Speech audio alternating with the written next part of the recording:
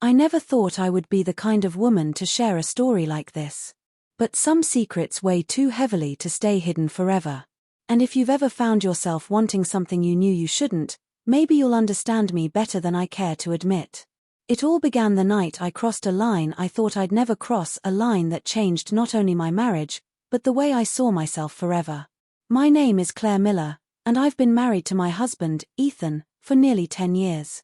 He's a good man, the kind of man most women dream about: devoted, stable, thoughtful, and kind.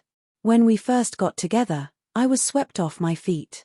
We built a life together that looked perfect from the outside. But with time, passion began to fade. Our love turned into routine.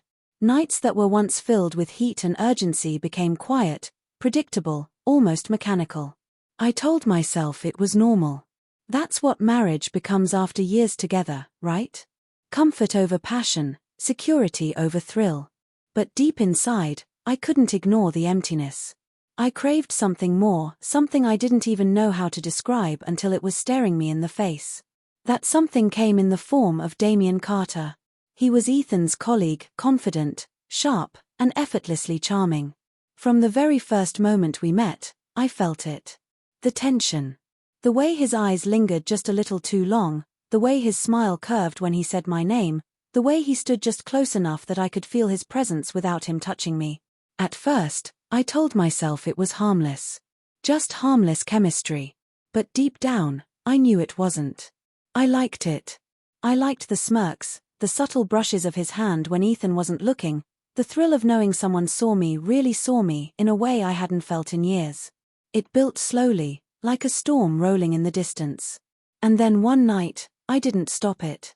Ethan was away for a 3-day business trip. I still remember the moment Damien texted me, "Drinks?" That single word carried a weight I couldn't ignore. I knew what it meant. I knew what would happen if I said yes. And I didn't say no. An hour later, he was at my door.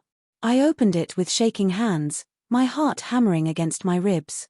The air between us was so thick with tension I could barely breathe. The moment the door clicked shut, his hands were on me, his lips crashing against mine like he had been starving. I should have stopped him. I should have said no. But instead, I let him. God help me, I let him. We stumbled into the bedroom, every kiss more urgent than the last. His touch was rough, his body burning against mine, and for the first time in years, I felt alive. When he finally pulled me closer, I gasped. It was overwhelming, intense, something I hadn't felt before. "Damien," I whispered, trembling, "it's too much, please, go slow." He smirked against my ear, his voice low and steady. "Don't worry, sweetheart. I'll take my time." And he did. Every moment burned into my memory, every touch seared into my skin. When it was over, I lay there breathless, trembling, unable to process what I had just done. I expected guilt to crush me, shame to drown me. But instead, all I felt was relief. Satisfaction. For the first time in years, I felt wanted. Desired. Consumed. Damien whispered softly, his hand tracing my thigh. "You okay?" I let out a weak laugh. "I don't think I can walk." He chuckled, kissing my shoulder.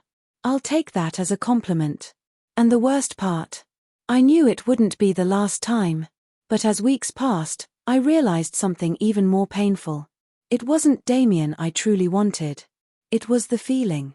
That intensity, that passion, that fullness of being completely desired. I wanted it with my husband. I wanted it with Ethan. But no matter how hard I tried, every time Ethan touched me, my mind drifted back. Every time he moved inside me, I remembered the difference. I hated myself for it.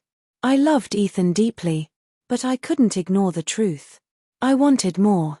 Months later, after too many nights of staring at the ceiling in silence, I finally broke.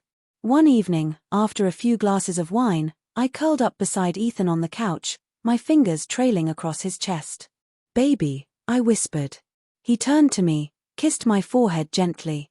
"Yeah." My heart pounded. I almost backed out.